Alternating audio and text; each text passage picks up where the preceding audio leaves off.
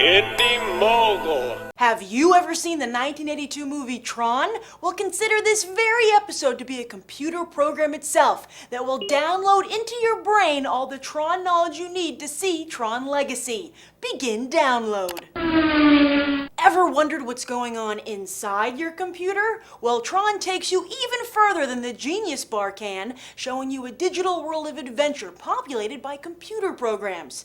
Each program looks like the real-life human who wrote the program, and, get this, artificial intelligence is universal.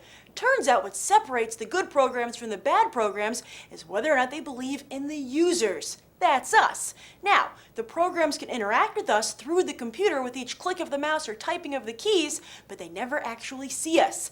That is until a company called NCOM develops a laser that can digitize real-world objects and put them into the computer. When a human is put into the computer, he or she becomes a kind of superhero able to manipulate the world around them, especially if they are a gifted computer programmer like Kevin Flynn. In the computer universe, Kevin Flynn is a triple threat. He's a computer programmer, hacker, and game designer. And he's also enemy numero uno of NCOM's supercomputer, Master Control. See, Master Control not only has a Napoleon complex bigger than Hal's, but Flynn, who was fired from NCOM, has been hacking into the system to get evidence that proves the company stole his video game ideas. Master Control kills Flynn's hacker program named Clue, but that doesn't stop Flynn. One night he breaks into the NCOM building to hack into the system directly, and unfortunately he sits in front of that laser I was telling you about earlier. Master Control decides to bring Flynn down to his level literally. It is then that Flynn discovers this computer world where Master Control has started a computer war, where programs must either renounce the users or fight to the death in gladiator games. There's a small rebellion, because there's always a small rebellion, led by Tron, a security program written by one of Flynn's former co-workers to take down Master Control. Flynn teams up with Tron and reveals that he's a user, bolstering the rebellion's faith in the existence of users and impressing everyone with his user skills. Trust me, you are going to geek out. But first they must survive those gladiator games, which are luckily the very computer games that Flynn designed.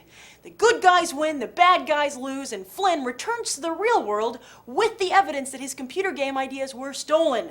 He becomes the head of NCOM and lives happily ever after, but not for long, because there's a sequel. Not long after Kevin Flynn had a son, he mysteriously disappears. And because he probably didn't want people thinking he was taking crazy pills, he never told anyone about his adventures inside the computer. So obviously nobody thinks to look for him there.